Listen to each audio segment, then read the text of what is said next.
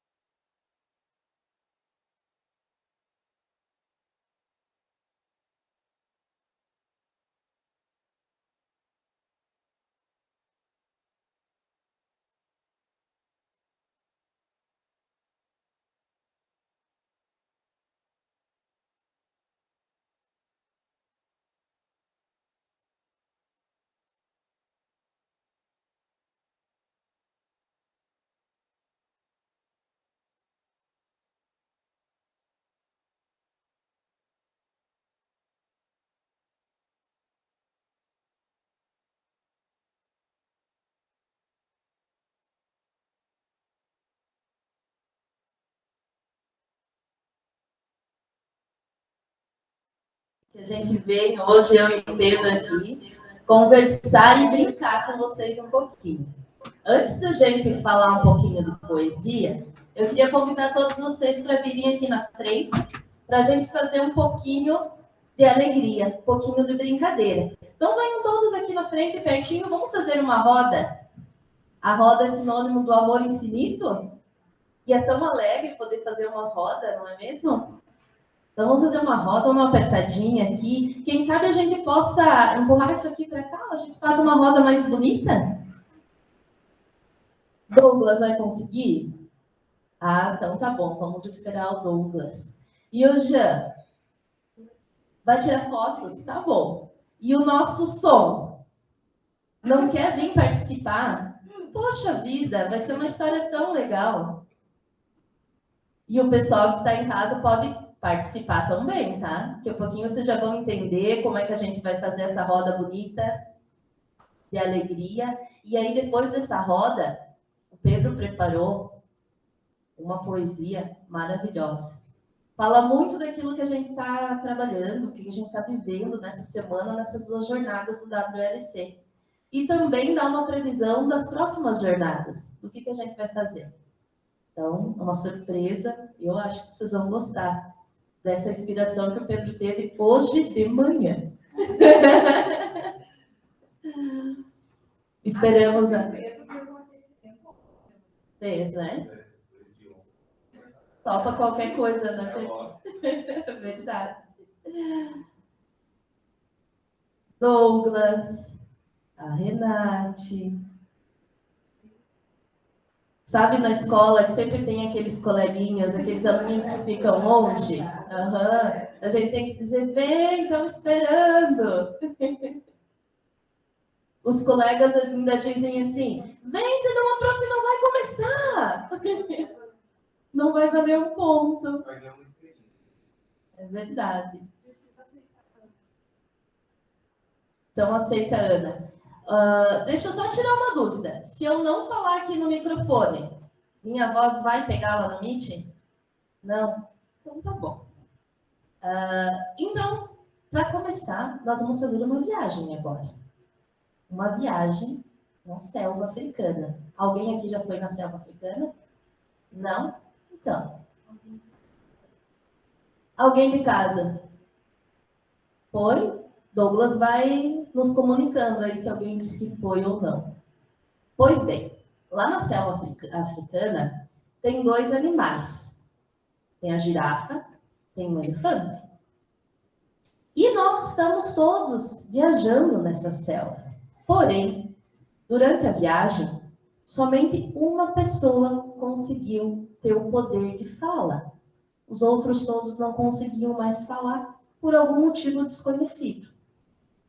Essa pessoa que falava, ela era a única que podia avisar se estava vindo um elefante, se estava avistando uma girafa. Essa pessoa que falava conseguia organizar esse grupo, esse nosso lindo grupo que estava viajando. E o grupo, sem saber direito o que fazer e com medo, resolveram fazer um combinado. Cada vez que essa pessoa que falasse avistasse uma girafa, ela ia fazer esse sinal para todos. Assim. Esse sinal. E cada vez que ela avistasse um elefante, para poder avisar, ela faria esse sinal. Tromba do elefante. E esse é o pescoço da girafa. Muito bem. Mas além de fazer esse sinal, ela pedia para que todos, cada um de vocês, repetissem esse sinal. Para ela saber que a pessoa entendeu. Né?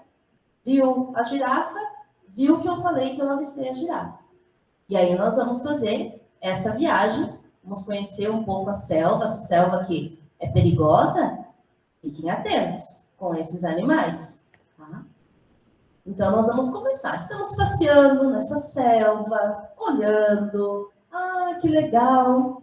Muitas coisas novas, coisas que a gente não vê não, né? No nosso dia a dia, na Umbelassar, em Santa Catarina, não existe. Né?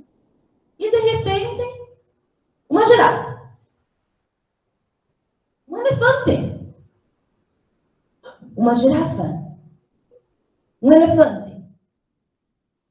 Um elefante. Uma girafa. Muito bem, vocês estão atentos. Combinado, tá maravilhoso. Tem gente até respirando. Ah, eu estou conseguindo entender o que o nosso comando está falando. Continuamos nosso passeio, estamos vendo árvores, estamos vendo muita coisa diferente. Aves, vários animais que a gente não encontra por aqui. Continuamos o passeio e, de repente, um elefante. Uma girafa. Uma girafa? Um elefante. Um elefante. Um elefante. Uma girafa. Um elefante. Uma girafa. Um elefante. Nossa, vocês estão muito bem. Ninguém errou. Parabéns. Acabamos o nosso passeio. Todo mundo vivo, sã, salvo, porque conseguimos prestar bem atenção na nossa comunicação. E para continuar esse momento de alegria e poesia, então vamos passar agora para o Pedro, e eu também vou ajudá-lo. Isso vai ser compartilhado. E nós vamos contar para vocês, pode voltar para o lugar, nós vamos contar para vocês um pouquinho essa ideia que a gente tem da poesia aqui no nosso grupo de pesquisa do COTEDIC. Acho que vamos lá. Isso, siga comandante. Vai usar o celular, mas não uma colinha, viu, gente? A tecnologia está... que está nos ajudando. Pedro, onde é que está o Pedro aqui? Pedro, é contigo. Ei você, venha nos conhecer, pois conosco certamente vai se surpreender. Venha aprender a educar e aprender a aprender. Ver que ensinar pode ser divertido para valer. Não tenha medo. Aqui, ninguém solta a mão de ninguém. Venha ver como a tecnologia e a educação podem se dar muito bem. A pirata só rouba conhecimento e aguça nossa curiosidade a todo momento. O metaverso hibridiza nossas relações. Continuamos sendo quem sempre fomos, mas com a mágica que só a fantasia desperta em nossas criações. Podemos ser o personagem que está em nossos sonhos. Traga sua linha e junte-se à nossa rede, pois aqui somos diferentes e misturados. Em aprender, ensinar e compartilhar, temos muita sede. Deixa eu te mostrar uma nova perspectiva da educação e da diversão, pois aprender não pode ser chato, tem que ser divertido. Obrigada.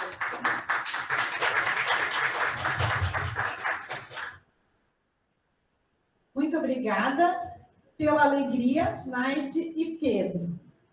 Com essa mesma alegria, convidamos a professora Cláudia Ciássia para introduzir a nossa atração cultural. O nosso habitat é multicultural, reconfigurando espaço a partir das interações.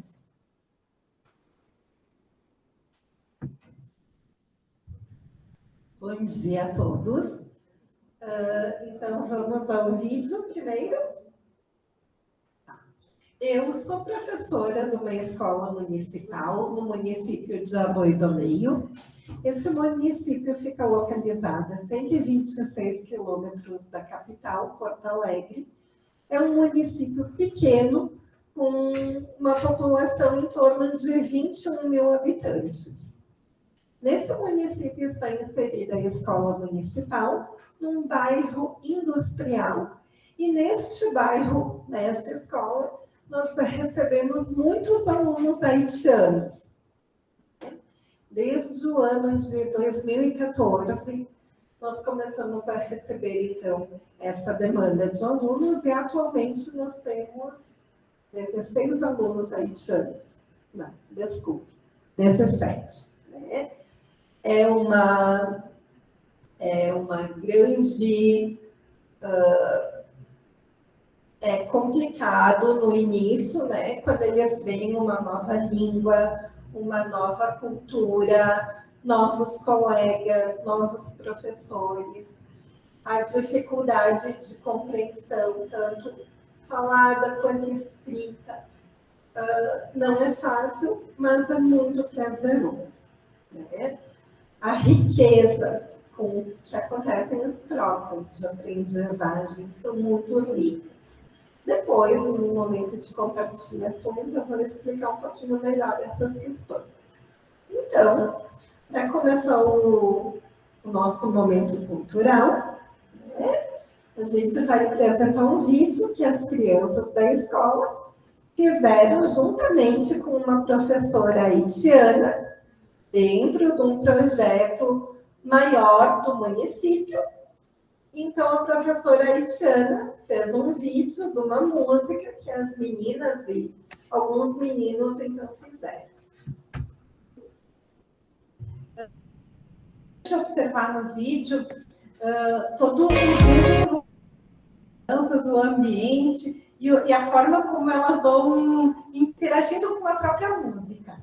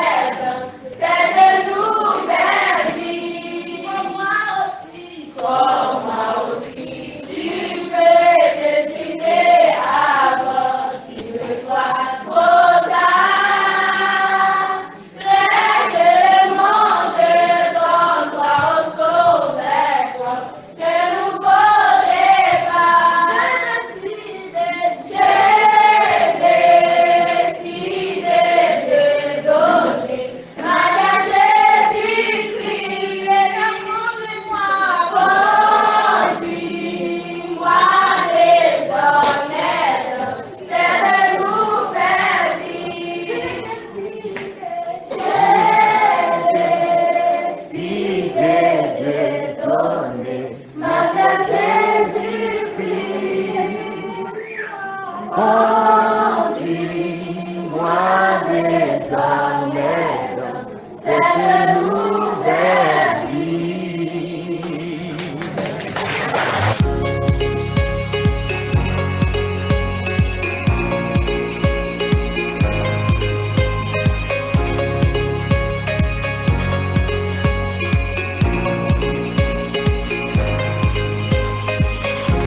nome é Xelândia, eu tenho 9 anos e vou contar minha história.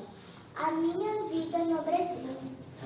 Na vida existem muitos tipos de passos.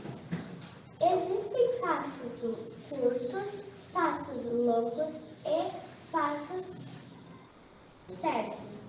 Aos 2 anos e meio, saí do Haiti com a minha família para vir morar em uma terra desconhecida, em um país estrangeiro e com uma língua incompreensível, deixando para trás amigos e parentes, em busca de nova esperança. Novo espaço. No mesmo ano fui para a creche e conheci 2 meninas chamadas Carol e Manuela, que ainda hoje são minhas colegas e amigas. Aos 5 anos fui para a primeiro ano de ensino fundamental para aprender a escrever e ler a nova língua. No início foi muito difícil a adaptação à língua e aprender a ler e escrever, nem se fala. Agora estou no 3º ano, estou adaptando com a escola e com os colegas. Aprendi a ler e escrever também. Estou falando o português muito bem. Estou no Brasil há 6 anos. E vejo que cada passo que minha família deu foi a decisão certa.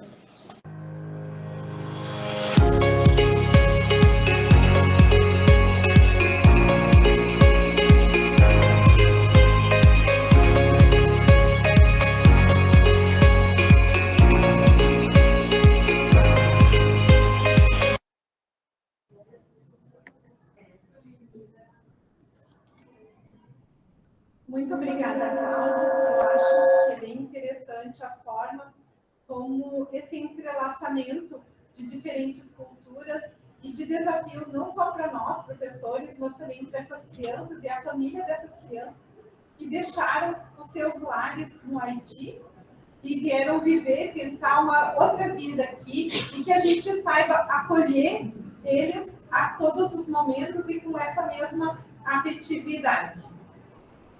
Convidamos a todos e a todas para abertos aos diálogos, tensionamentos na rede, com a professora doutora, com as professoras doutoras, né? Maria Cláudia da Linha, da Unisinos, mais a professora Renate, como mediadora da CETREM. Convidamos também o professor doutor Kleber Gibon Rato, e a nossa querida psicóloga, então, Amanda Pires da Cunha, do La Salle Saúde. E o professor Kleber Gibon Rato, que é nosso colega da Unila Salle, do Programa de Pós-Graduação em Educação, que se faz presente de forma online. Também que, concomitante a essa atividade, estamos realizando o ateliê Livro-Jogo, Vamos Jogar, destinados aos estudantes dos anos iniciais do ensino fundamental, com a professora Simone Nico. Então, convido a todos a fazerem parte aqui da mesa, e o professor Kleber, então, que está online, nosso bom dia também.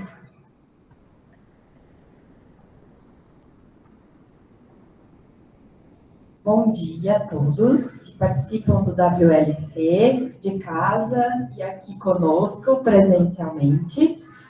Eu gostaria de apresentar, então, os nossos painelistas que vão dialogar sobre um assunto tão importante. Então, a ideia hoje é que, a partir do nosso contexto, de que na sociedade hiperconectada, a educação, cultura, economia e lazer se transformam a partir das tecnologias, tanto digitais como analógicas, fazendo emergir a diversidade e as diferenças para o bem e para o mal. Até que ponto essa hiperconectividade se dá de forma natural, saudável e sustentável? Numa perspectiva de educação online, compreendemos que os processos de aprendizagem se dão a partir das interações com diferentes artefatos intrínsecos no cotidiano dos discentes, numa relação dialógica entre participantes e o meio tecnologizado, expressos por essas diferenças e diversidades. Esse diálogo tem como objetivo construir uma relação entre juventudes, questões de gênero e violência contra a mulher, a partir do olhar dos 3 pesquisadores. Professor Dr. Kleber Gibonrato, bolsista de produtividade do CNPq, psicólogo, psicanalista, membro do Centro de Estudos Psicanalíticos de Porto Alegre, doutor em educação, tem experiência nas áreas da psicologia, psicanálise e educação, atuando principalmente nos temas ligados aos fundamentos filosóficos dessas áreas. Discute temas ligados à subjetividade, cultura contemporânea, juventudes e novas sociabilidades. Editor da revista Educação, Ciência e Cultura, atualmente é pesquisador do Programa de Pós-Graduação em Educação, Mestrado e Doutorado da UniLaSalle, do qual foi coordenador adjunto e do Programa de Pós-Graduação em Saúde e Desenvolvimento Humano. Líder do grupo de pesquisa Cultura Contemporânea, Sociabilidades e Práticas Educativas. A professora doutora Maria Cláudia Dalinha, pedagoga, doutora em educação, atualmente é professora dos cursos de graduação e do Programa de Pós-Graduação em Educação da Unicinos. Trabalha 28 anos como professora, gestora e pesquisadora na educação básica e no ensino superior e em organizações não escolares. Coordenadora do LOLA, Grupo de Pesquisa em Trabalho Docente, Gênero e Sexualidade da Unicinos. Temas de pesquisa: trabalho docente, gênero, sexualidade, maternidade, famílias plurais, inclusão e diversidade. Tem um livro em lançamento neste final de 2022, Nós da Docência, pela editora Pimenta Cultural.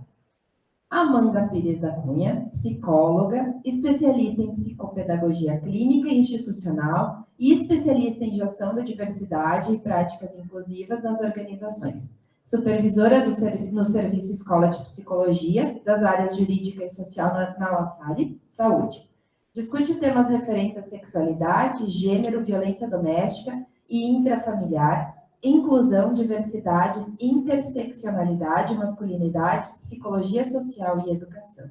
Temos aí uma gama de temas para debater. Cada um dos nossos panelistas vai fazer a sua abordagem, a sua fala, e ao final a gente faz as perguntas, tá?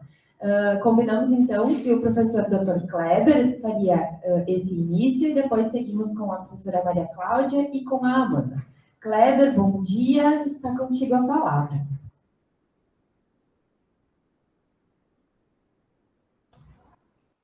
Olá, bom dia.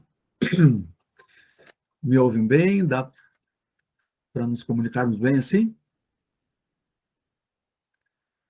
Sim? Tudo bem.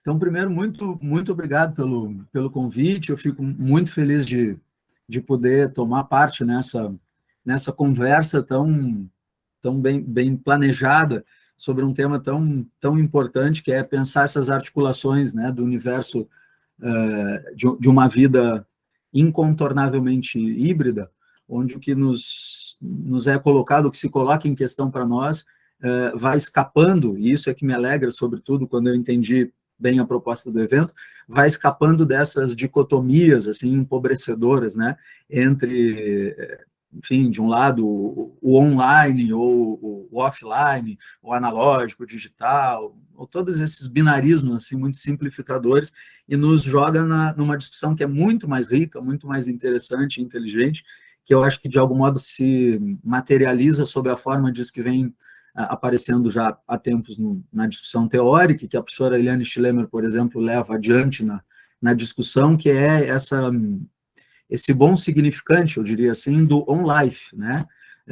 Da ideia de que nessa condição incontornavelmente híbrida se trata de lidar com diferentes formas de vida e de conexão com a vida por diferentes meios, né, que tira o universo das tecnologias digitais desse lugar reducionista da instrumentalidade, dos recursos e tal, e pensa isso tudo como linguagens e formas de vida.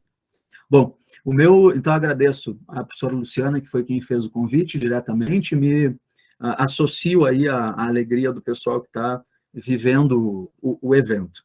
Minha saudação a Amanda, a Maria Cláudia, que vão me acompanhar aqui, obrigado a Renate, conhecida de velha data, que está mediando. A ideia é que a gente tenha um tempinho de 10 minutos para apresentar algum argumento, alguma ideia e garantir, não é, o tempo para conversa depois. Bom, eu quero começar dizendo, então, que o percurso que eu vou fazer, ele é gerado a partir das minhas experiências de pesquisa sistemáticas e já de bastante tempo no universo das culturas juvenis, né? O que eu pesquiso é culturas juvenis, e nesse momento em particular, num projeto que a gente chama de sofrimento psicossocial de jovens secundaristas na América Latina. Então, o que tem nos interessado, sobretudo, é que formas de sofrimento têm estado presente, têm comparecido entre jovens secundaristas na América Latina e compreender isso sob uma perspectiva não biomédica ou não psiquiatrizante ou psicologizante, mas entender o sofrimento como um fenômeno de ordem psicossocial, né? A gente sofre por condições que, em alguma medida, dizem respeito àquilo que é só nosso, mas, sobretudo, por condições que dizem respeito ao que é de todos nós. Então, o meu caminho vai ser esse. Nós temos ouvido jovens sistematicamente em grupos de discussão, que tem sido basicamente a nossa estratégia metodológica, abrir a conversa e o diálogo com os jovens em escolas públicas, predominantemente, e especialmente com jovens do ensino médio, nos ocupando das suas formas de viver e agora, mais recentemente, das suas formas de sofrer. Então, por aí eu vou caminhar. A ideia central, então, do meu argumento é a seguinte, de que o que deveria nos preocupar mais, né, provocações para a gente conversar em seguida, o que deveria nos preocupar mais não é exatamente essa oposição, essas falsas oposições e binarismos entre online, offline, digital, analógico, né, real, virtual, aliás, com muitos erros teóricos quando se envereda por aí.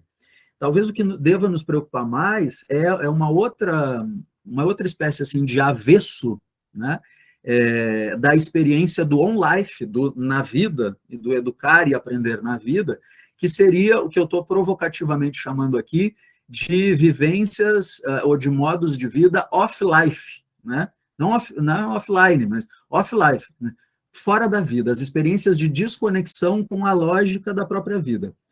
Se tem alguma coisa que define a vida, é o tempo, né? Essa é uma categoria importante no nosso grupo de pesquisa e nos estudos que desenvolvemos lá.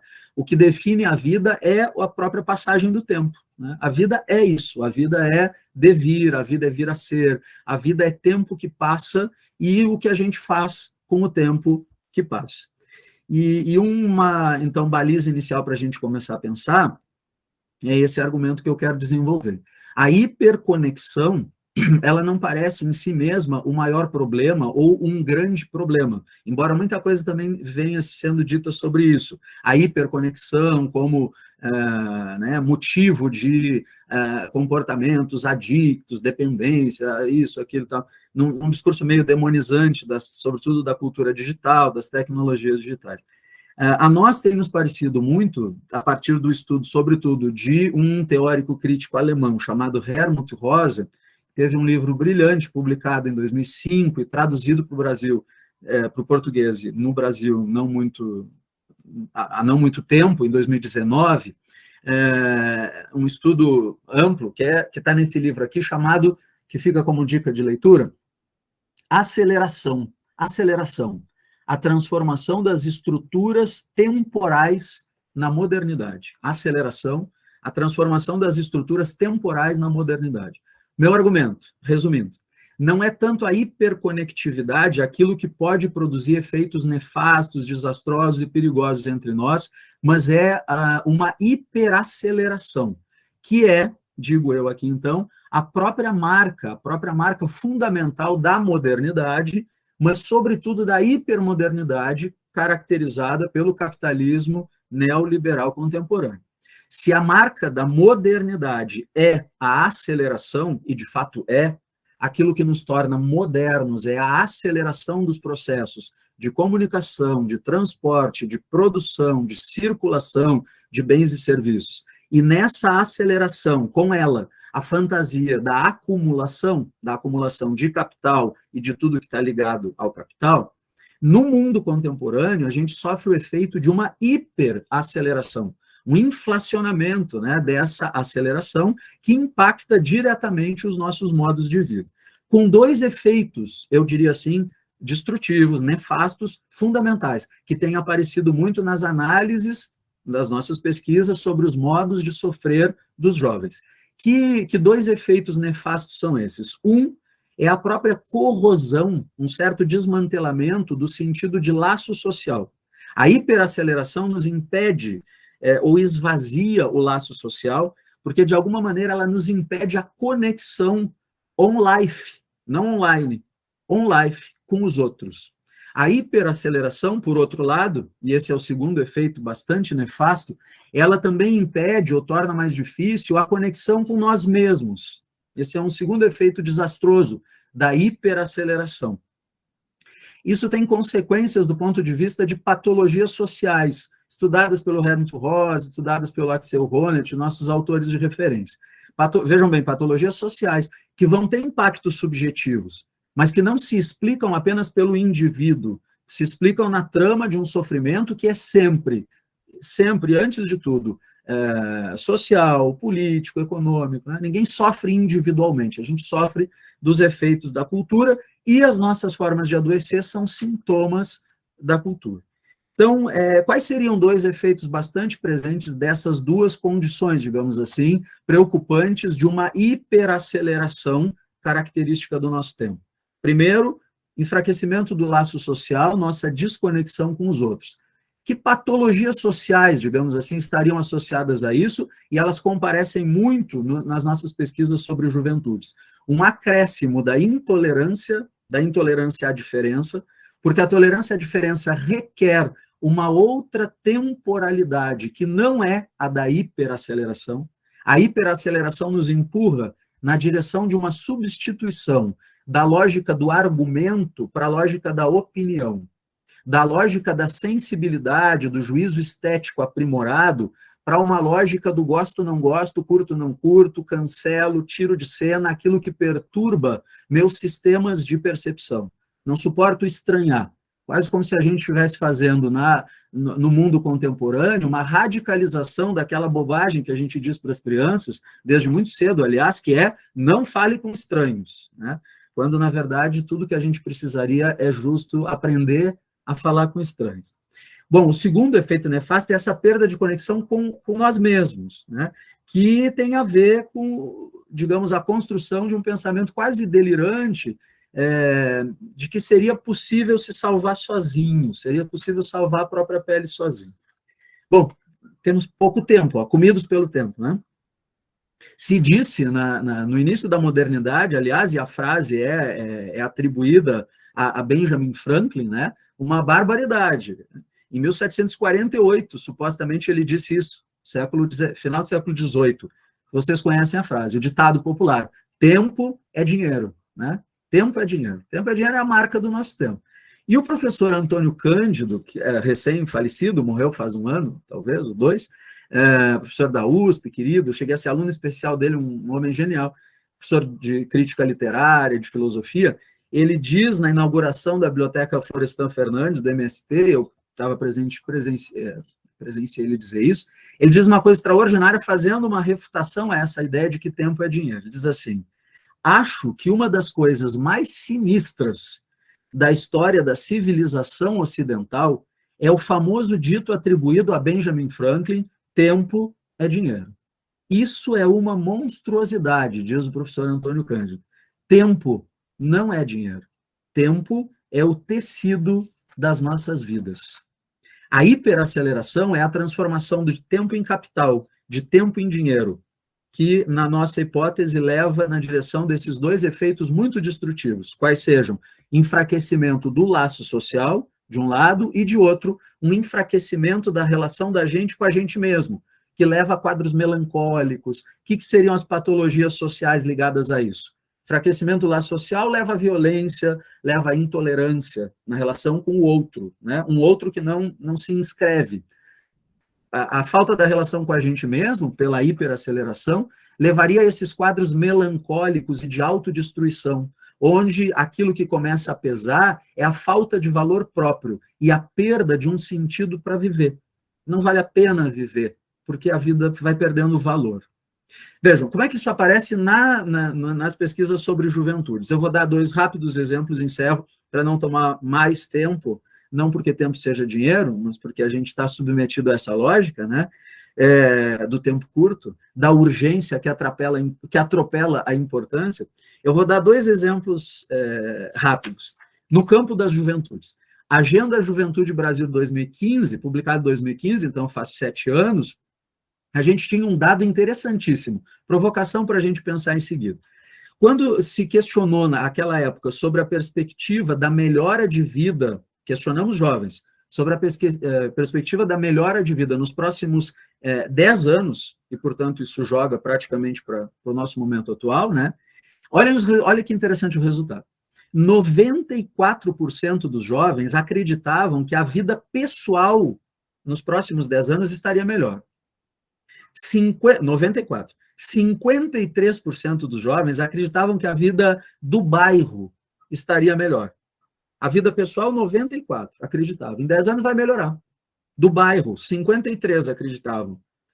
A vida melhor do país, 44% acreditavam. Por fim, acreditavam que o mundo estaria melhor. Apenas 36%. De 94 que acredita que a sua vida vai estar melhor, aos 36 que acredita que o mundo vai estar melhor. Isso é um dado muito interessante e curioso para nós, que diz respeito a esse enfraquecimento do laço social. Se a minha vida vai estar melhor, mas a do mundo não, em que mundo eu vou estar vivendo? Né? Estratégias perversas e perigosas de uma política off-life, né? Off-life, que nos desaloja da vida porque nos desaloja da conexão com os outros. Isso é redução da ideia de complexidade. Minha vida desconectada dos demais. Isso tem prejuízos e patologias sociais terrivelmente associadas. Segunda ideia, para finalizar. Mais recentemente, a gente é interpelado por dados que são alarmantes, isso toca a vida das escolas diretamente, seguramente de todos que estão aqui. A gente já sabia que no Brasil a taxa de suicídio dos jovens entre 15 e 24 anos, portanto, jovens adolescentes e jovens, né? Ela aumentou 20 vezes entre 1980 e 2000. Mas dados publicados recentemente, ano passado, eles indicam que entre 2014, escutem bem, e 2019, o número de suicídio no Brasil aumentou 28 vezes, suicídio em geral, né? Desejo de parar de viver entre jovens, sensação de que a vida não vale mais a pena. A maior incidência de morte por suicídio no Brasil em geral é entre 21 e 30 anos. E entre os jovens, assustadoramente, de 11 e 20 anos, entre 11 e 20 anos, houve um aumento de casos de 49,6%, quase 50% de aumento. Número de suicídios, repito, na faixa etária entre 11 e 20 anos, quase dobrou no país em 5 anos. E segundo a OMS, o suicídio é a segunda, né, a maior causa de morte entre jovens entre 15 e 29. Bom, eu queria que a gente pudesse depois pensar um pouco a partir disso. Um mundo hiperacelerado nos impede da conexão efetiva, né, on-life, com o mundo, com os outros, e da conexão efetiva on-life, conosco, com as nossas próprias condições. Termino citando Dom Casmurro, do Machado de Assis, que é extraordinário para dizer isso, como provocação. Ele diz assim, olha que genial, está no Dom Casmurro, Machado de Assis, né? Bentinho é que fala isso, personagem. Se só me faltassem os outros, vá lá. Um homem consola-se mais ou menos das pessoas que perde, mas falto eu mesmo, e essa lacuna é tudo, e insuperável. Repito, se só me faltassem os outros, vá lá. Um homem consola-se mais ou menos das pessoas que perde, mas falto eu mesmo, e essa lacuna é tudo, e insuperável. A hiperaceleração típica da modernidade, do capitalismo neoliberal, nos cobra dois preços. O primeiro é esse: começam a nos faltar os outros, começa a nos faltar o mundo. Eu vou ser feliz, mas o mundo não. Então não me resta outra senão viver em outro mundo. O passo seguinte é começar a faltar não os outros, mas a faltar a mim mesmo, né? Eu faltar a mim mesmo. Na vida hiperacelerada que a gente vive, com a sensação bastante recorrente e muito recorrente entre os jovens, nos nossos grupos de conversa aparece o tempo inteiro, de que a gente vive, mas parece que não está lá. De que a gente está, mas parece que não está. De que a gente está aparentemente, né? E aí não importa, offline, online, digital, analógico, parece que está lá, mas não está. Os riscos de uma vida off-life, né? Que não é vida, que é aí, portanto, desejo de morte, necropolítica, tudo isso que assombra o nosso mundo, o nosso tempo nesse momento. Seria preciso, talvez, um processo de ajudar a transformar três coisas fundamentais que são base do processo de humanização: ver, escutar e falar, né? Isso que nos humaniza, ver, escutar e falar. Só que ver, escutar e falar é uma condição elementar, típica de qualquer humano que nasce. Ver não é suficiente, é preciso transformar ver em olhar. Ouvir, né, não é suficiente, é preciso transformar ouvir em escutar. E falar não é suficiente para nos humanizar, é preciso transformar falar em narrar. Essa passagem de ver a olhar, de ouvir a escutar e de falar a narrar depende de mediação educativa. Depende de novas e velhas tecnologias, talvez mais ainda das velhas, essas que a gente pode reabilitar na medida em que a gente desacelere um pouco o tempo, não se deixe atropelar pela urgência, tanto quanto hoje, para realmente cuidar do que é importante. Com a Mafalda do Quino, que eu queria terminar, pedir para a Renate, não sei para quem eu tinha mandado uma imagem, acho que a Mafalda segue nos ensinando. Homenagem ao Quino, morto há não muito tempo. A Lu está apresentando. A velha e boa Mafalda. Como sempre, o urgente não deixa tempo para o importante. Bueno, era isso. Disposto agora para a conversa.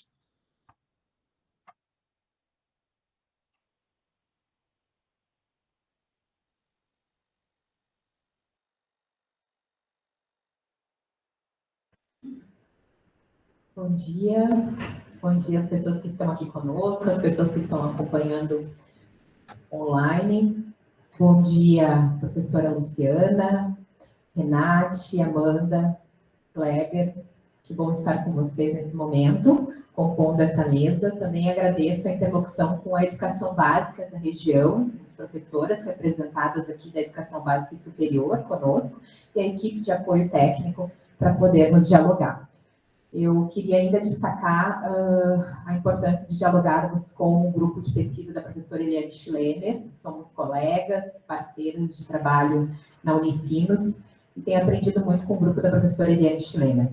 Nos últimos anos, principalmente no processo de exacerbação dos tempos e dos espaços no contexto da pandemia, o nosso grupo de pesquisa tem se dedicado a estudar um conceito, criar um conceito que nós temos nomeado como presença docente, que dialoga diretamente com as provocações muito potentes do Kleber nesse momento, relacionadas ao tempo e à conexão. Tá? Porque o conceito de presença docente, ele é um conceito que está profundamente articulado às compreensões de tempo e de espaço.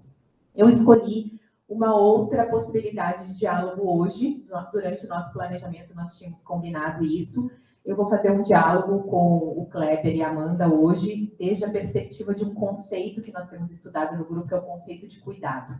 Também tem conexão com o que nós estamos propondo aqui, e vou apresentar para vocês algumas provocações relacionadas ao conceito de cuidado. Então, passo, em primeiro lugar, a falar das posicionalidades.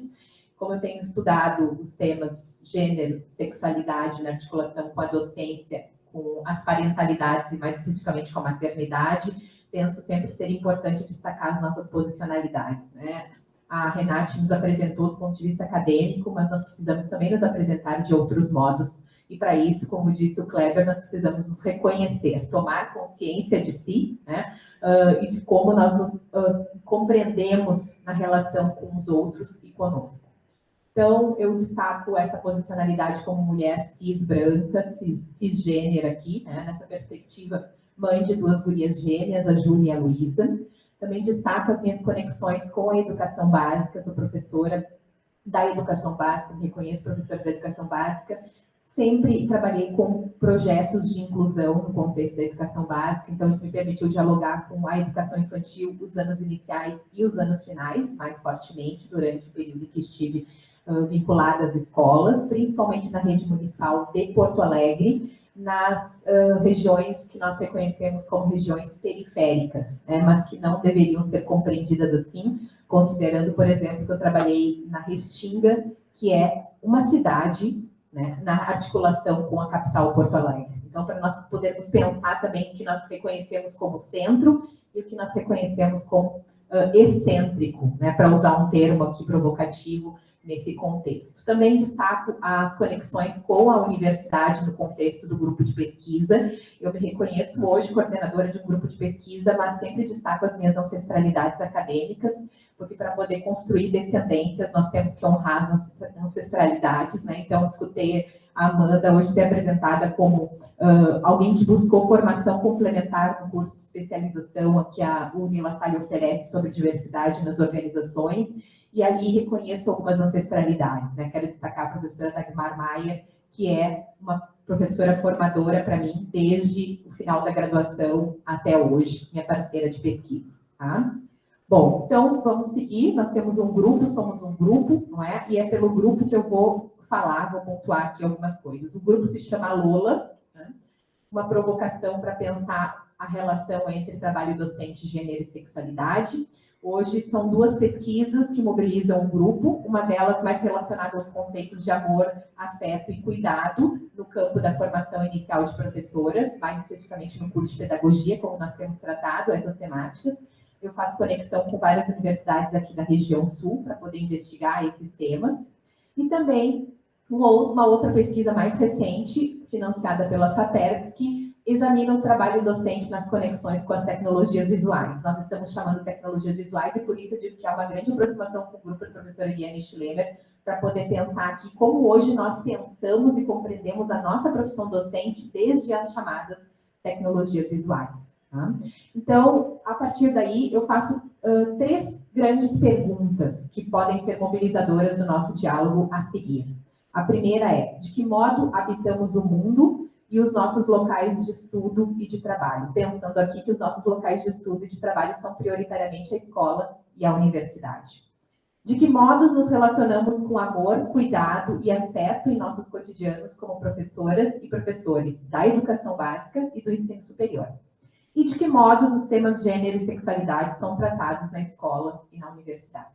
Então, vou pontuar aqui para vocês, brevemente, alguns resultados das pesquisas em diálogo que nós temos construído, também na mesma perspectiva do Kleber, propondo muitas vezes grupos focais nos ambientes de trabalho e de estudo, com crianças, jovens e adultos. Aqui entendam esses adultos prioritariamente as professoras da educação básica e do ensino superior para refletir sobre essas temáticas.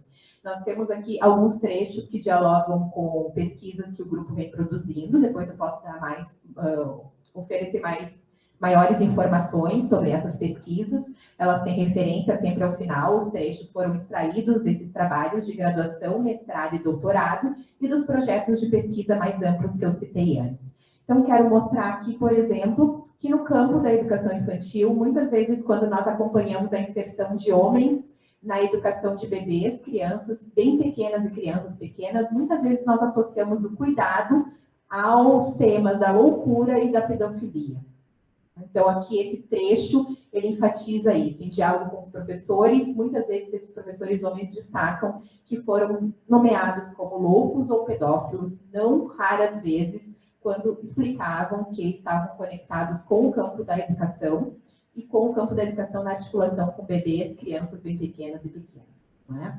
Nós também queremos destacar que muitas vezes, quando os homens assumem uma determinada posicionalidade e se reconhecem como homens gays, por exemplo, eles também são associados a algumas compreensões que fazem com que eles possam ser compreendidos na perspectiva da loucura, na relação com a feminilidade e aquilo que a gente reconhece como traços ou características afeminadas.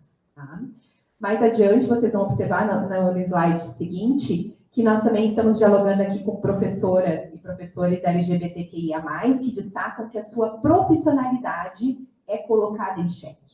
Eu me reconheço professora lésbica, eu me reconheço professor gay, e a minha profissionalidade é colocada em xeque. Então, há aqui narrativas que nos provocam a pensar sobre as dúvidas que a equipe diretiva, as colegas, as crianças, jovens e famílias podem levantar sobre a sua capacidade de conduzir o processo pedagógico com as turmas.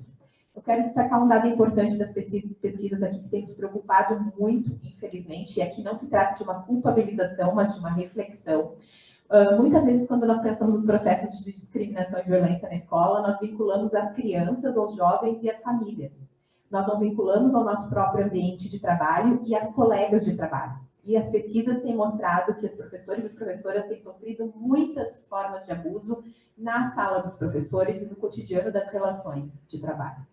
Então, esses professores destacam, por exemplo, o medo de poder fazer esse movimento como sujeito, né, relacionando vida e trabalho, e podendo compartilhar a sua vida, como cada um de nós compartilha a sua vida com um colega de trabalho.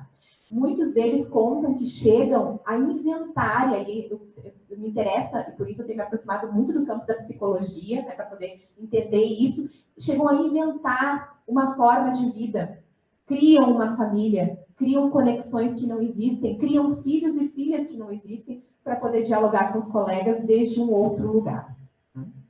Seguindo, então, mais alguns resultados, me perdoem a brevidade, não é, da apresentação, depois a gente pode retomar, mas só para que vocês compreendam o que as questões mais emergentes, não é, no contexto das pesquisas e do diálogo com o trabalho. Eu ainda queria destacar aqui a relação que nós estabelecemos com as crianças, os jovens e as famílias. Nesse slide, mais especificamente com as famílias plurais, aqui numa perspectiva das famílias, por exemplo, homoparentais, não é, e a forma como nós vamos narrando essas composições familiares. Então, por mais que nós digamos hoje que nós reconhecemos as diferentes formas de composição familiar, há ainda uma sombra que persiste, não é? Essa sombra da matriz cis heteronormativa, essa perspectiva de que existe uma régua, uma norma que regula as formações familiares. E sempre que nós identificamos problemas nas escolas, infelizmente, a gente ainda faz referência a uma má formação, a uma má estruturação familiar, né? E nessa perspectiva, as famílias plurais tendem a ser mais associadas às dificuldades pontuais, enfim, temporárias que as crianças apresentam na escola, não é? Do que as famílias compreendidas como normais. Então, as famílias vão falando de uma certa anormalidade, de um suposto contágio que haveria, não é? Que algumas famílias e alguns ambientes seriam mais propícios para a construção de problemas do que outros e, consequentemente, para uma dificuldade no processo de escolarização. Tá? Então, nessa perspectiva, eu destaco aqui o trabalho também com as famílias plurais. Tá? E, por fim, apresento para vocês uma narrativa que eu considero também muito, muito impactante e de profunda, assim, é uma narrativa que nos mostra aquilo que eu tenho dito que é a crueza da vida, né? Que é essa perspectiva de nós nos enxergarmos como sujeitos que somos seres humanos com um lado luz e um lado sombra.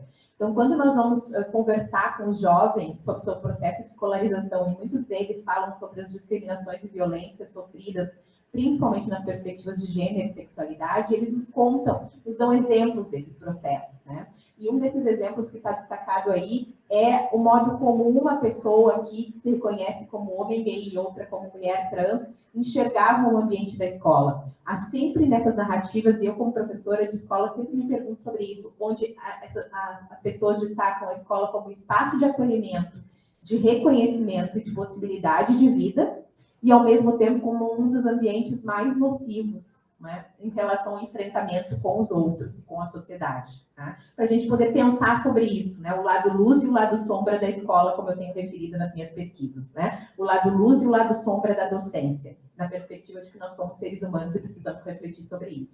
Então, nessas narrativas aqui, eu fico muito impactada com o fato de que o exemplo do banheiro, né, como o espaço do banheiro é um espaço vivido por essas pessoas. Essas pessoas aqui chegam a nos contar que elas aprendem a educar os seus corpos. Eu fico me perguntando como elas são capazes de fazer isso para que elas não tenham que utilizar o banheiro na escola. Para que elas não tenham que utilizar o banheiro na escola. Considerando que elas passam a maior parte do tempo delas na escola, eu fico pensando o que isso significa para o ser humano. Né? Então, elas mostram para a gente o banheiro, destacam o banheiro como um espaço que elas recusam. Uma coisa que para nós é simples, né? Desde a nossa perspectiva de sujeito cis, é simples, é coisa do dia a dia, banal. Talvez não prestamos tanta atenção no ambiente do banheiro, nos preocupamos mais com a sala de aula, né? Mais com o recreio, mais com a sala dos professores. O banheiro se torna esse lugar perverso, onde acontecem as maiores atrocidades. Então, eles ficam aprendendo a regular o que eles dizem que são os corpos, para que eles não precisem usar o banheiro. Porque o banheiro é um espaço assustador para eles, né? Representa muita coisa na perspectiva das violências que eles têm sofrido no contexto da escola. Tá?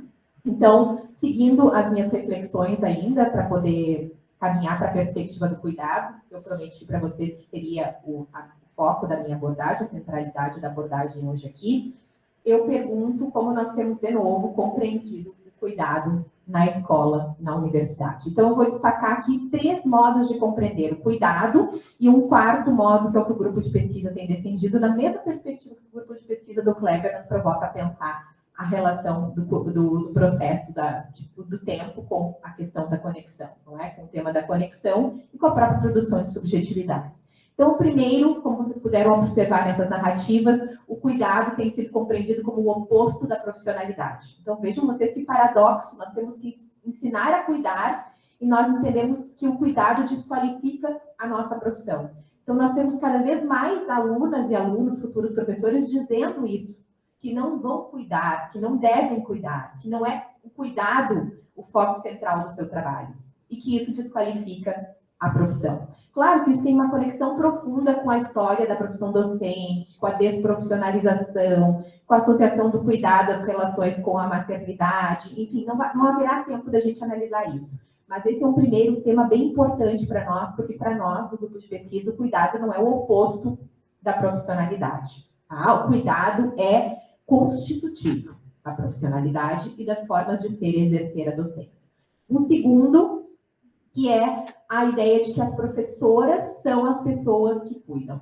Não é? Então, tradicionalmente, nós ainda precisamos lutar com essa perspectiva aqui, para entender que as mulheres cuidam e os homens cuidam. Mas olha a provocação que eu estou fazendo para vocês com essa pergunta. Na pesquisa aparece assim, as mulheres cuidam. E se as mulheres cuidam, nós perguntamos, os homens descuidam? Né? Para a gente poder pensar sobre isso. Eu tenho muitos estudantes de mestrado e doutorado que são professores dos anos finais do ensino fundamental e do ensino médio, e eles me contam no seu processo de trabalho que eles cuidam dos jovens, que eles cuidam, mas isso não é reconhecido como cuidado. Né? Nós olhamos para o cuidado sempre relacionado ao campo da educação infantil, onde essa discussão é cara, educar e cuidar, e no máximo até os anos iniciais do ensino fundamental. Depois parece que as crianças passam a ser descuidadas, né? Ainda que nós não tenhamos essa intenção. Então, vejam vocês como isso é grave. Tá?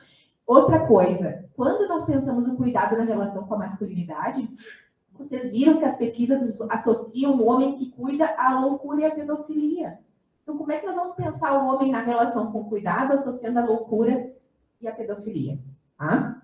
E, por fim, aquilo que eu tenho chamado de economia do cuidado, junto com muitas autoras, principalmente feministas, hoje na contemporaneidade que dialogam com a teoria crítica e a teoria pós-crítica, com o marxismo, principalmente, que nos ensinou muito sobre a teoria do capital, né, e a produção da sociedade. Como o Kleber disse, nós associamos tempo ao dinheiro, isso está profundamente relacionado com uma racionalidade, não é? Aqui, que é governamental, que é econômica. Então, essas feministas têm nos provocado a pensar, mostrar somente o trabalho da Nancy Fraser, que nós temos nos dedicado mais a estudar, e o trabalho da Silvia Federici, que são duas autoras com as quais nós temos dialogado fortemente. Tá? E fazemos uma tradução para poder pensar feminismos latino-americanos e decolonialidade, porque essas autoras não são autoras brasileiras, né? Para poder pensar o que isso significa economia de cuidado no Brasil. Tá? Então, aqui eu provoco vocês a pensarem que nós estamos relacionando o cuidado mais à profissão docente, à escola e à universidade. Então, para nós, a economia do cuidado produz efeitos no campo da docência, porque nós associamos o trabalho reprodutivo, o trabalho doméstico, com o trabalho produtivo. E na escola e na universidade nós vemos essa conexão profunda, porque as mulheres e os homens que estão na escola, eles cuidam na escola, cuidam em casa, cuidam dos seus, cuidam dos filhos e das filhas, cuidam dos pais, das mães ou das pessoas mais velhas. Então, com a pandemia, nós vimos isso de forma exacerbada, porque a ausência de uma rede de cuidado nos provocou a pensar quem cuida de quem, não é? E houve um borramento provocado pela pandemia, que eu considero positivo, entre tantas coisas negativas que nós vivemos, para que nós pudéssemos refletir sobre o trabalho reprodutivo, que não é considerado trabalho, o trabalho de cuidado, por exemplo, no interior do trabalho reprodutivo, e o trabalho produtivo, considerado trabalho remunerado, tá? E como que esse cuidado é compreendido nesse contexto? Porque parece que aquilo que nós entendemos como cuidado no campo da escola e da universidade não é o mesmo que nós entendemos como cuidado no campo, na esfera doméstica, quando há uma profunda conexão entre as formas de cuidado. Então, aí eu pergunto para você, para encerrar nessa perspectiva, não é? E aí eu estou encaminhando para o final, professoras e professores cuidam com que efeitos? E aqui eu não estou fazendo uma pergunta sobre um cuidado de ordem afetiva, eu estou fazendo uma pergunta sobre um cuidado que sustenta a estrutura da nossa sociedade hoje. E, se nós quisermos, a nossa sociedade capitalista. Porque o capital, essas autoras vão argumentar isso, ele é estruturado pelas formas de cuidado. Mas esse mesmo capital que depende das formas de cuidado não cria condições para que elas sejam desenvolvidas de forma qualificada. Tá? Então, quem cuida das professoras e dos professores? Que cuidam, que precisam cuidar? E como? Né? Quais professores e professoras merecem cuidado? E quais não merecem cuidado? Naquela perspectiva que eu provocava vocês a pensarem sobre cis e trans, LGBTQIA+, no contexto da escola e da universidade. E, por fim, como emerge essa conexão que nós fazemos no grupo entre pedagogia, profissionalidade docente e cuidado. Então, para concluir, o nosso conceito de cuidado que nós temos defendido é este conceito aqui. Tá? Cuidado como uma atitude docente, como um compromisso pedagógico e como uma responsabilidade consigo e com os outros. Né? A própria formação e a formação do outro. Tá? Então, nessa perspectiva, eu encerro provocando a pensar que para que nós sejamos capazes de exercitar as formas de cuidado que queremos sustentar na sociedade, nós também precisamos aprender a fazer um movimento de olhar para si mesmas e pensar isso na perspectiva do processo de si consigo mesmo. Muito obrigada, eu me coloco à disposição para nós seguirmos dialogando agora. Por favor, pode passar a próxima, aqui estão os meus contatos. Eu quero escutar a Amanda, por isso não vamos seguir. Depois a gente pode falar no diálogo. Obrigada, Maria Cláudia. Amanda.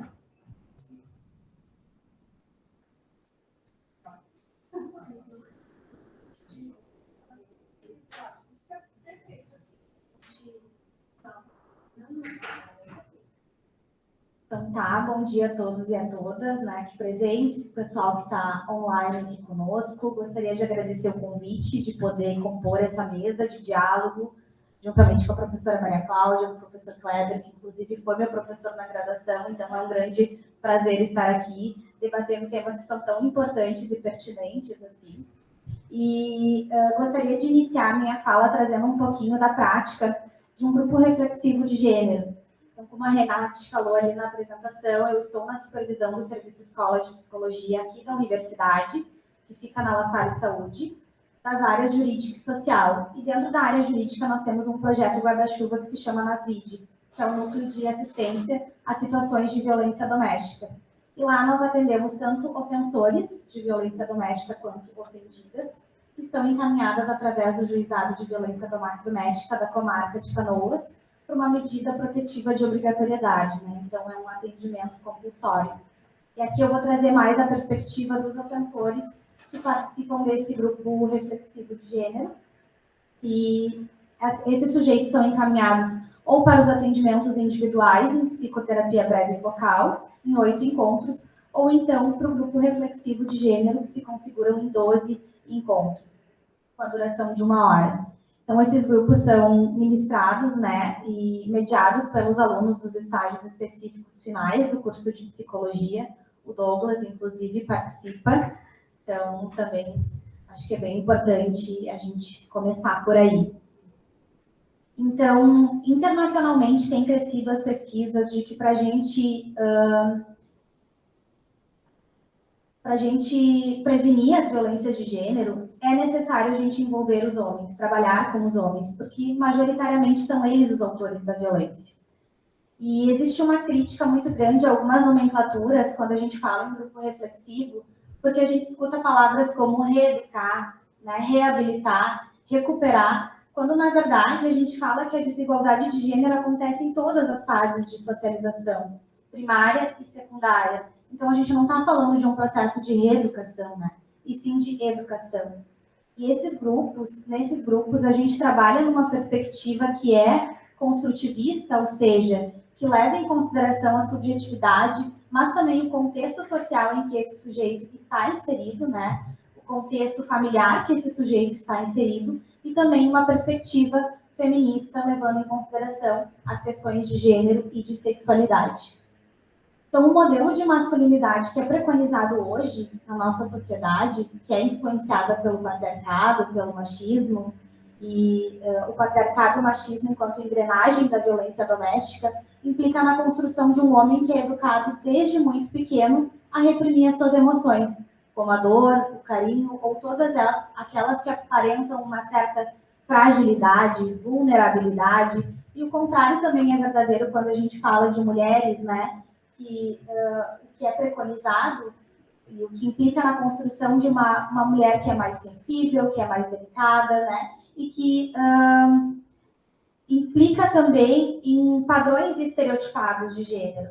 E quando a gente recebe esses homens que são supostos autores de violência doméstica, é comum no discurso essas pessoas não conseguirem se apropriar dos seus sentimentos, não reconhecerem as suas emoções, né? Não conseguirem nomear esses afetos. E acho que vai muito ao encontro também do que o professor Kleber trouxe anteriormente, dessa dificuldade de narrar, de olhar, de escutar. E também é comum ouvirmos que é o primeiro local onde eles estão sendo ouvidos. Talvez o primeiro local de cuidado, talvez o primeiro momento em que eles consigam se apropriar e, nesse espaço, poder haver uma interlocução de narrativas. Eles escutarem a narrativa de outros homens, que é muito semelhante, mas que também implica na subjetividade, né? Que também implica na individualidade de cada uma dessas vivências. E essa é uma troca muito rica, o olhar dos outros e também dos facilitadores do grupo. Pode passar. Então, o gênero, ele sempre se produz em articulação, intersecção e interseccionalidade, ou seja, levando em consideração os diferentes marcadores sociais, e gênero é sempre relacional, e essa relação é de poder. Então, é importante, nós, enquanto facilitadores, também podemos repensar essa questão, porque nós estamos inseridos nessa sociedade que é machista e patriarcal. Então, o tempo todo a gente precisa repensar para não reproduzir uma lógica que é punitivista. Então, o nosso espaço também é de cuidado e de acolhimento, mas também de provocar algumas reflexões para esses sujeitos, de repensar algumas práticas, de repensar algumas formas de ser e estar no mundo e de repensar as suas relações, né? De repensar alguns modelos que muitas vezes são repetidos, né? São padrões que eles repetem das suas famílias nucleares. Então, o gênero não se refere apenas a papéis e funções do corpo e às identidades que são generificadas e sexuadas. O gênero é um organizador social nas diferentes culturas. E a gente trabalha muito na perspectiva da educação, mas no sentido de prevenir e reduzir as violências de gênero. E o quanto isso deveria ser trabalhado anteriormente. Como eu falava antes, que essas questões de desigualdade de gênero aparecem em todas as fases de socialização, então elas precisam ser debatidas dentro das escolas e com as juventudes. E a escola se revela, então, como uma política pública para romper justamente esses padrões que são estereotipados de gênero, a fim de que a gente consiga buscar a equidade entre esses sujeitos. Então, o objetivo no nosso grupo reflexivo de gênero é transformar a realidade que descortina a lógica machista e estereotipada dos papéis masculinos e femininos em relação às violências de gênero. E, através dessa produção de reflexão, de provocação, poder causar algumas transformações que são importantes nesse cenário.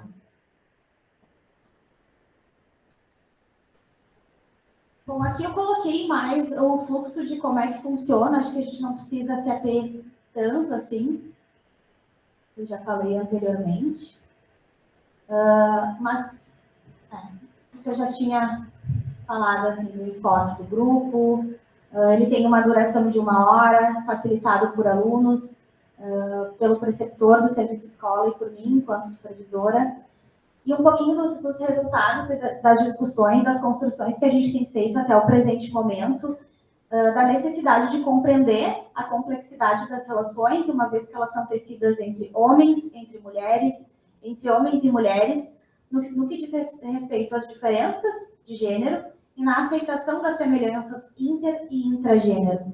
Então, é necessário desnaturalizar a própria construção dentro de uma sociedade androcêntrica e patriarcal e questionar esses padrões de masculinidade e as relações de gênero. E a gente poder possibilitar outras formas de exercer masculinidade. As masculinidades também são plurais. E, para além da liberdade de exercer a masculinidade, a gente também está falando da possibilidade desses homens se envolverem em relacionamentos mais saudáveis, né? Na possibilidade de haver uma construção muito mais salutar nas relações familiares, nas relações conjugais e nas relações sociais propriamente ditas. Pode passar. Então, a gente entende o quanto é importante abrir espaços para essa interlocução, para esses diálogos acontecerem, para que essas pessoas consigam se apropriar do que sentem, né? Consigam refletir sobre os seus modos de ser e estar, as suas relações, né? As suas famílias. Essas intervenções se mostram como uma grande possibilidade para a construção de novas formas de resolver conflitos, como a gente sempre fala no grupo. O conflito, por si só, ele não é problemático. O que torna isso talvez mais desafiador é como a gente resolve esse conflito. Como é que a gente coloca na prática? Como é que a gente se apropria das coisas que a gente acredita, das coisas que a gente pensa? Como é que a gente percebe e controla a própria agressividade? Ela não acontece de uma hora para outra. O que acontece é um não reconhecimento, e aí vai ao encontro do que vocês já trouxeram anteriormente, das próprias emoções, das próprias formas de lidar com as dificuldades. Então, essa é a problemática, porque sentir agressividade é algo normal, é algo que vai nos acontecer, e vai nos acontecer com frequência. Mas como é que a gente lida com essa agressividade? De forma a elaborar os nossos sentimentos ou atuar os nossos sentimentos. Então, os grupos reflexivos, eles viabilizam esse espaço de interlocução e de ampliação de significado e sentido sobre as relações, sobre a violência, sobre gênero, sobre papéis sociais. E esses espaços deveriam ser ampliados para que a gente não trabalhasse só lá na ponta, quando esses encaminhamentos jurídicos acontecem, mas também poder trabalhar previamente, trazer essas discussões para outros espaços, ampliar essas narrativas, para que essas pessoas consigam se apropriar e transformar a sociedade onde vivem, né? E principalmente transformar as suas realidades. E a gente também entende, enquanto resultado, a possibilidade de ser homem na sociedade, a possibilidade de ser de formas diferentes, né, na sua pluralidade, e não um homem provedor, o homem que é chefe de família. Existem tantas outras possibilidades de ser homem na sociedade, e a gente poder pensar nessa liberdade, nessa fluidez de ser e estar. E assim, refletir sobre gênero inclui tanto a revisão da experiência pessoal, quanto a crítica dos aspectos políticos, sociais amplos relativos ao alcance dos direitos humanos na relação de casal, na vida familiar, nas relações laborais e no exercício de cidadania. Então, a gente pode pensar que esse espaço é um espaço político, né? É um espaço potente, é um espaço que implica em transformações, e é um espaço que precisa ser disseminado em outros momentos, né? Nas diversas fases de socialização dos sujeitos.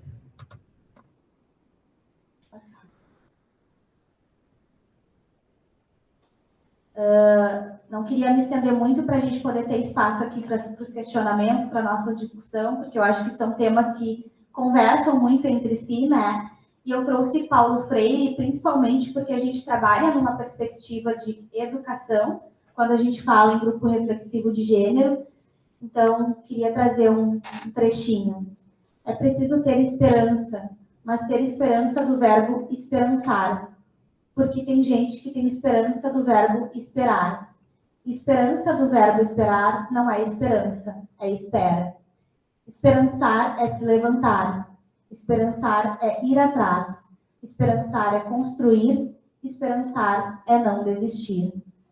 E eu gostaria de trazer aqui um agradecimento muito especial aos meus alunos e às minhas alunas dos estágios específicos 1 e 2 do curso de Psicologia da Universidade La Salle, que tornam possível essa prática, né? E que o tempo todo investem e se dedicam a estar presente, a desenvolver um trabalho e a se permitir e a tornar possível que esses homens repensem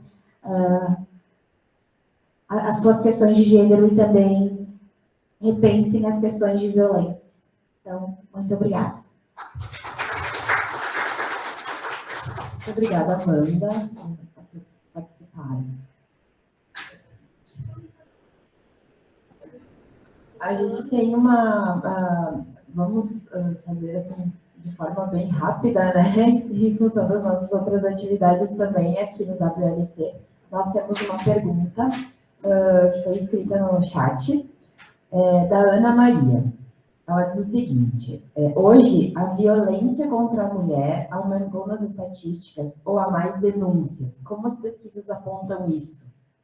Acho que a Maria Cláudia pode responder. Se hoje a gente vê muitos casos de violência contra a mulher na mídia, denunciados muitas vezes, será que sempre existiu violência contra a mulher ou hoje, devido a todos esses movimentos que são feitos, né, tá mais, assim, é mais visível porque há mais denúncias? Penso que existe, né, muito mais visibilidade para esse tema, muito mais discussão, inclusive muito mais pesquisas acerca disso, mas a violência, ela acompanha a nossa sociedade, né, tendo em vista isso que já foi comentado anteriormente, de nós vivermos em uma sociedade machista, androcêntrica e patriarcal, embora esses números cresçam significativamente, tanto que hoje a violência é considerada um problema de saúde pública, existe ainda um grande número de subnotificação. Então, em 2021, foram mais de 33 mil ocorrências de violência. Dentre elas, abuso sexual, ofensa, violência física, nas mais diversas formas. Então, existe um maior número de denúncias, né, e também um maior número de programas que pensam no atendimento para essas mulheres que são vítimas, para essas mulheres que são ofendidas, mas também para homens que são ofensores de violência, no sentido de reduzir essa reincidência, mas ainda assim existe um grande número de subnotificação, de mulheres que não conseguem denunciar, que não conseguem se apropriar e também que não conseguem reconhecer essas diferentes formas de violência, principalmente a violência moral ou, por exemplo, a violência patrimonial, que não aparece tanto nas estatísticas e que também não aparece tanto nesses discursos.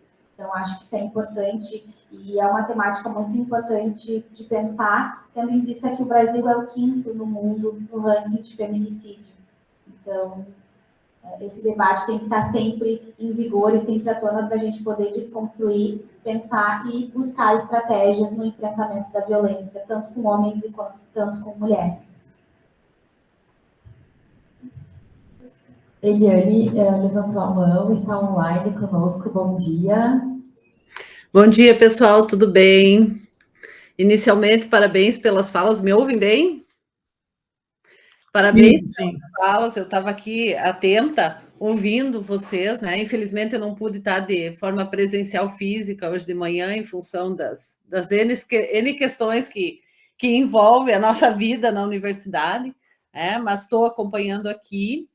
E enquanto vocês falavam, eu fiquei pensando o que o resultado dessas pesquisas que a gente desenvolve e essas discussões que a gente faz aqui, o quanto isso provoca o repensar da escola em si, em relação aos currículos, a forma como as disciplinas são trabalhadas, as metodologias, as práticas, tudo isso que vocês trouxeram aqui hoje, de certa forma, nos diz daquilo que é os tensionamentos na rede, e de uma perspectiva efetivamente on-life, onde o Kleber trouxe bem a questão de uma educação que é ligada, conectada na vida, onde os processos de ensino e de aprendizagem, eles vão se estruturando e vão acontecendo justamente a partir dessas problematizações, do tempo do mundo presente, desse nosso tempo, desse nosso mundo, e isso ficou muito mais evidente ainda durante a pandemia, naquilo que a gente viveu, E também pensando que hoje essas problematizações desse tempo, desse mundo presente, ela necessariamente se encontra numa perspectiva de ato conectivo transorgânico. Esse é um conceito trazido pelo professor Máximo de Felice, da USP, onde diz que, bom, nós vivemos num mundo em rede. A própria temática aqui desse diálogo traz isso, Então, agora, nesse momento aqui, eu enxergo vocês pela minha tela e nós estamos conectados por meio de diferentes tecnologias. Então, isso tudo faz com que nós, enquanto entidades humanas, produzimos, acessamos e produzimos conhecimento também de uma forma distinta. E isso precisa provocar um tensionamento no âmbito de uma transubstanciação também da educação e de uma invenção. Hoje, por exemplo, a gente pode colocar um sensor numa planta, numa ave, e eu posso acompanhar, no caso de uma ave, todo o processo migratório dessa ave. Eu posso colocar um sensor numa planta e acompanhar como é que está a luminosidade para o desenvolvimento daquela planta, conforme o algoritmo, como é que está a composição do solo. Isso significa que, para além de eu ter aquela planta, aquela ave que é feita de matéria de carbono, ou de átomo, como a gente diz, eu tenho também ela transubstanciada em bit. E, a partir disso, produz informação que pode ser combinada, recombinada. E isso exige de nós, enquanto docente, enquanto pesquisador, pensar em novas metodologias, que possam compor outras práticas pedagógicas. E aí, em todas as falas de vocês, deu para perceber, que quando a gente fala, e aí eu puxo aqui a temática do nosso evento, do habitar, do ensinar e do aprender, as diferentes dimensões da ou na educação online. Então, esse habitar, quando a gente fala desse habitar, é um habitar não como um lugar que se coloca no espaço geográfico ou no digital, mas não nessa contraposição, né, do geográfico e do digital, mas como também trouxe o Kleber ali, né, nessa articulação, que aí é o Luciano Floridi vai dizer, né, que a nossa sociedade é on-life, daí vem o termo, parte do termo de educação on-life, que não tem mais sentido a gente dizer se a gente está online ou se a gente está offline, porque são diferentes espaços que vão se coengendrando e onde a gente vai se desenvolvendo. Então, eu acho que todas as falas de vocês evidenciam ainda mais essa mudança, né? Essa mudança que a gente está vivendo, esse contexto todo provocado muito pela pandemia, né? Que também foi um vírus, uma entidade não humana, microscópica, que parou o mundo, e só conseguimos continuar trabalhando, estudando, porque outras tecnologias, né? Outras entidades não humanas, tecnologias digitais, potencializaram isso. E aí eu gosto de trazer a professora Virgínia Kastrup, que é pesquisadora nossa aqui, né, da Federal do Rio de Janeiro, quando ela traz a cognição inventiva, que ela fala do conceito de política cognitiva, onde o conhecer, nessa perspectiva de uma política cognitiva, né, ele envolve uma posição em relação ao mundo e a si mesmo, uma atitude, um ethos. E isso, no nosso tempo e espaço, significa falar de realidades hiperconectadas, numa perspectiva on-life. Então, eu queria ouvir um pouco vocês, como é que vocês enxergam a escola, com a sua estrutura, com o seu modo de funcionamento, nesse contexto todo que a gente vem apontando, né, pelas pesquisas, por algumas práticas que a gente vem desenvolvendo, enfim. Só vou tentar a minha pergunta também, para a gente poder ganhar tempo. Nesse sentido, assim, a gente vê nas redes sociais uma exposição perfeita, uma vida perfeita.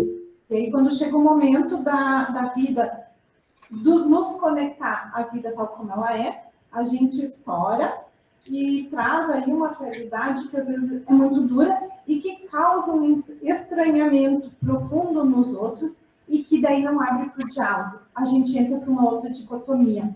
Isso me parece que vem acontecendo frequentemente, essa dificuldade de fazer esse diálogo, porque ou a gente se esconde ou a gente se desconecta de nós mesmos, e quando a gente se conecta a nós mesmos, é um boom que não tem o diálogo, que vem muito ao encontro da pergunta da Eliane, para pensar a educação nisso tudo.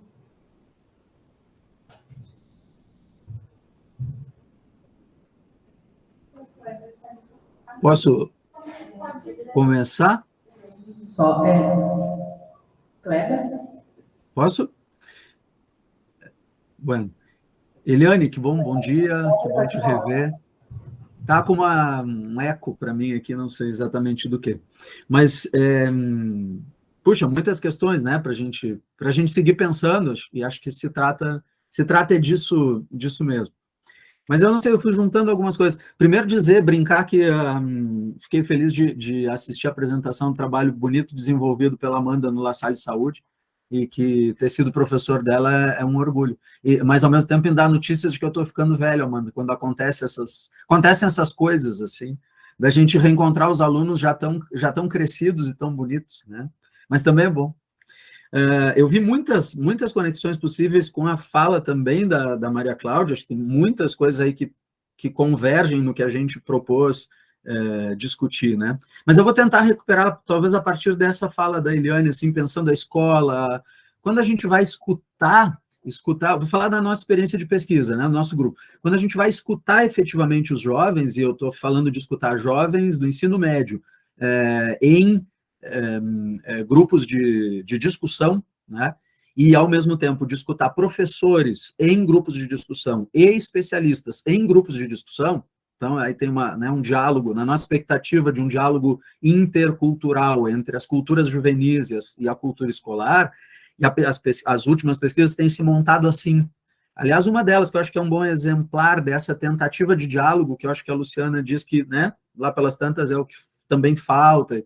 a gente trabalhou com grupos, num primeiro ano, um projeto de 3 anos do CNPq, primeiro ano escutando fundamentalmente professores em grupos de discussão e perguntando para eles uma única coisa, professores de ensino médio, o que é que vocês não entendem nos modos de viver dos seus alunos? Era essa a única pergunta. E aí vieram muitas e muitas coisas interessantíssimas, né?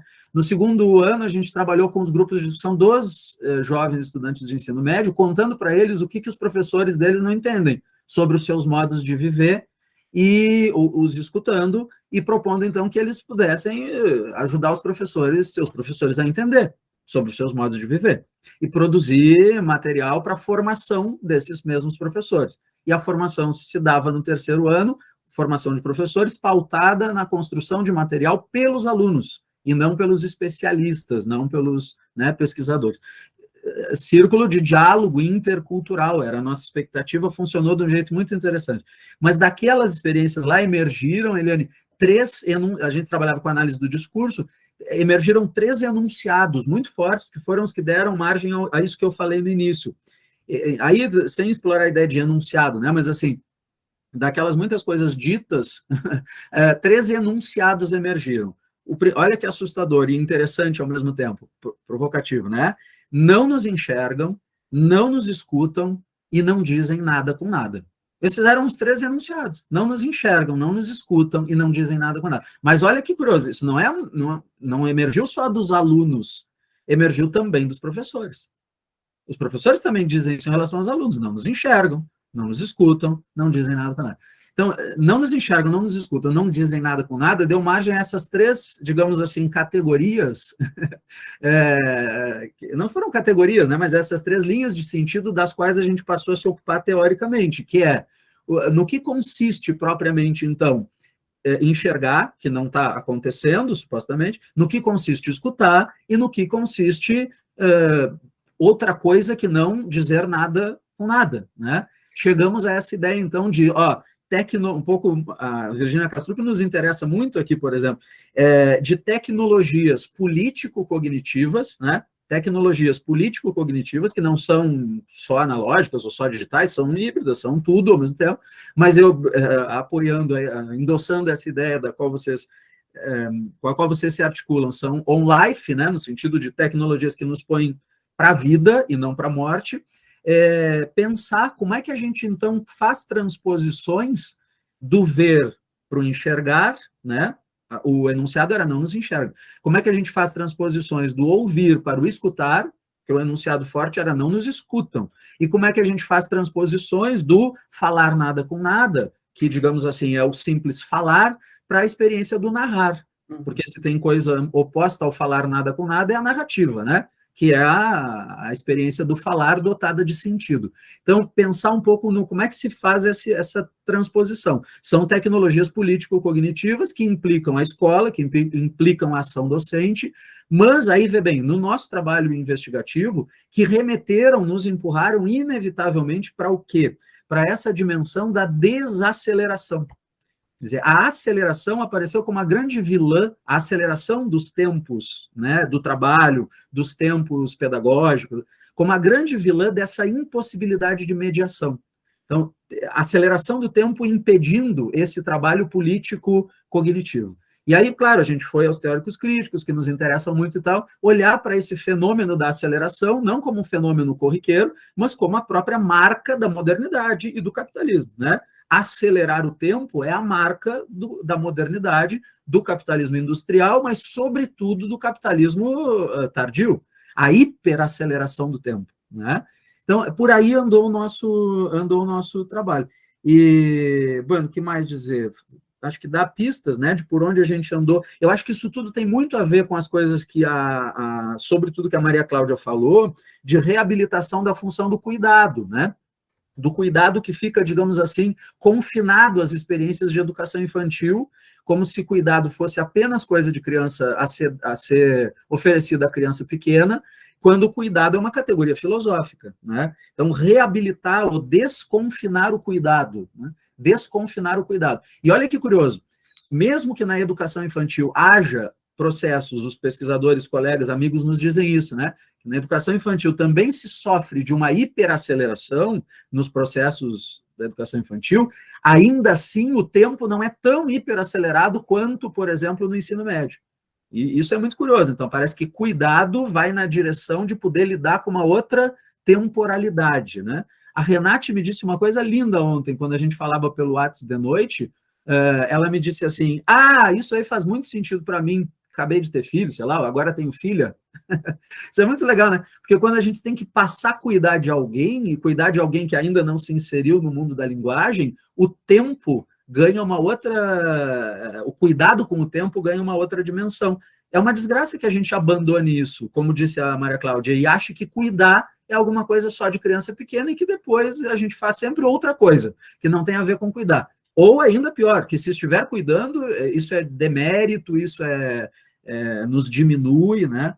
Então, eu acho que passa um pouco por aí. Última ideia. Eu tenho um fragmento literário, eu acho que o caminho está por aí, entre estratégias. Reabilitar, por exemplo, a capacidade da narrativa, aí poderia falar de cada um, ver, enxergar, ouvir, escutar, né? Na medida em que nenhum dos nossos eram cegos ou surdos ou mudos, e todos eles ouviam, viam e falavam, mas sobretudo do narrar. Aí eu acho que tem um viés interessantíssimo, que é a recuperação do valor das narrativas históricas e a recuperação, por exemplo, do valor da literatura. De novo, sem o binarismo analógico digital, não é botar as crianças necessariamente sentadas numa cadeirinhas lendo livro físico, porque só isso é interessante, ou não, é contato com a literatura com todas as, digamos assim, as linguagens que isso comporta, né? Mas fazer contato com a literatura de maneira mais direta é um troço fundamental, né? Eu trouxe, juro que vou parar de falar. Tem um fragmento lindo do Eduardo Galeano, no livro dos Abraços, que eu acho que é uma metáfora genial disso que a gente está falando, né? Vocês lembram? Não sei se lembram desse fragmento. É o Diego. Diego é um personagem do Galeano no livro dos Abraços. Diz mais ou menos assim, ó. Diego não conhecia o mar. Está aqui o fragmento que eu não pude mostrar antes. Diego não conhecia o mar. O pai, um adulto mediador, o pai Santiago Cavadoff levou-o para que descobrisse o mar. Viajaram para o sul. Ele, o mar, estava lá, do outro lado das dunas altas, esperando. Quando o menino e o pai, enfim, alcançaram aquelas alturas de areia, depois de muito caminhar apressadamente, o mar estava na frente de seus olhos. Olha bem, caminhar apressadamente. E foi tanta a imensidão do mar e tanto o seu fulgor que o menino ficou mudo de beleza. Mudo de beleza, desaceleraram o passo, e quando finalmente conseguiu falar, tremendo, gaguejando, pediu ao pai, me ajuda a olhar, me ajuda a olhar. O pedido da ajuda para olhar, né? Eu acho que é o nosso trabalho pedagógico. Ajuda para olhar, ajuda para escutar, ajuda para narrar, para que a gente não vive essa gente que só ouve, vê e fala nada com nada, como dizem os enunciados da nossa pesquisa. Eu acredito menos hoje no que acreditava o Marx, mas acredito ainda francamente no legado marxista, mas sobretudo na tradução que o Walter Benjamin faz disso. O Benjamin tem uma frase que diz assim, ó, Marx diz que as revoluções são a locomotiva da história. Marx diz que a revolução é a locomotiva da história. Aí olha o Benjamin, genial. Mas talvez as coisas se passem de maneira diferente. Talvez as revoluções sejam o gesto de acionar o travão de emergência por parte do gênero humano que viaja nesse comboio. Alguma coisa revolucionária existe em a gente puxar o travão de emergência e dizer, só um pouquinho, vamos pensar, vamos recuperar a capacidade de pensar. Desculpa me estender, Eliane, mas as provocações que tu fizeste me levam a pensar por aí. Excelente, muito bom. E aí a gente já pode encerrar. Bom dia, Eliane. Nós não temos tempo hábil para formular uma resposta, eu só quero reforçar aquilo que eu disse no início. Assim, acho que cada um de nós vai se dedicando a algumas camadas no campo da educação que são importantes, então eu quero reforçar mais ou menos aqui, nessa perspectiva, aquilo que eu tenho dito no grupo, que a gente precisa trabalhar com as professoras e os professores. Então, o meu grupo de pesquisa dá essa ênfase, sabe, Eliane, para responder essa pergunta, como é que nós encaminhamos isso com as crianças e os jovens da escola. Nós temos nos voltado para as professoras e professores mais uma vez.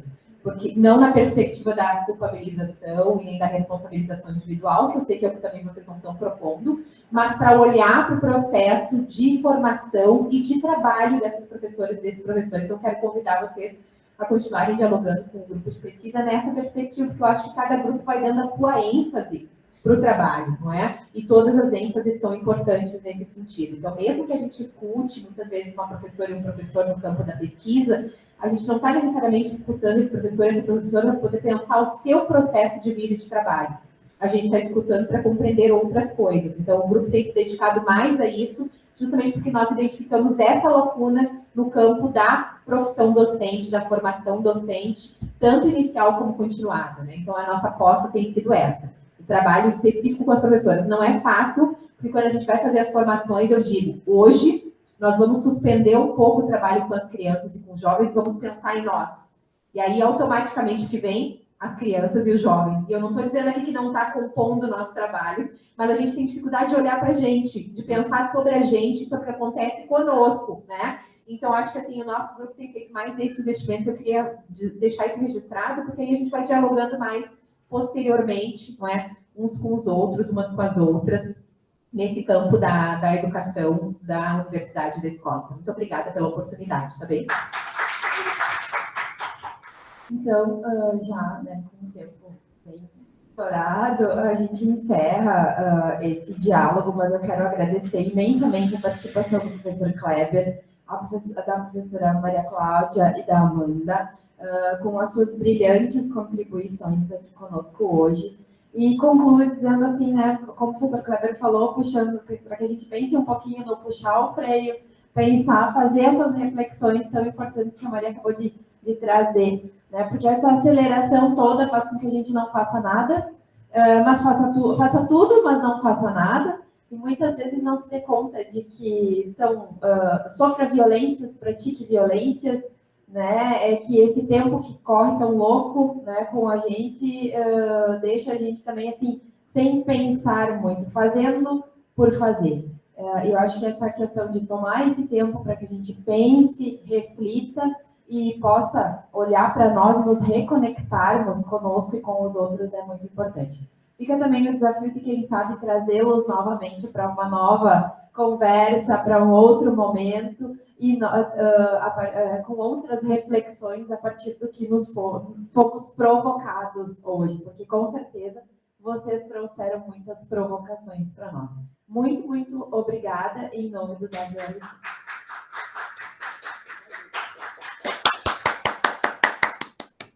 Bom, obrigada então mais uma vez a Maria Cláudia, ao Kleber, a Amanda, e vamos dar continuidade então às nossas atividades a partir das duas mesas, que é o Compartilhações 1 e o Compartilhações 2, a partir dos links que foram disponibilizados ou presencialmente na sala 505 e 506. Obrigada. Pode fazer já?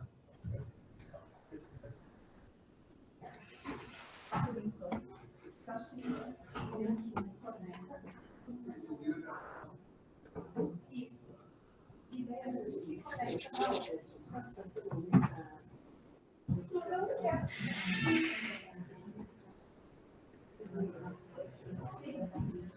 Acho que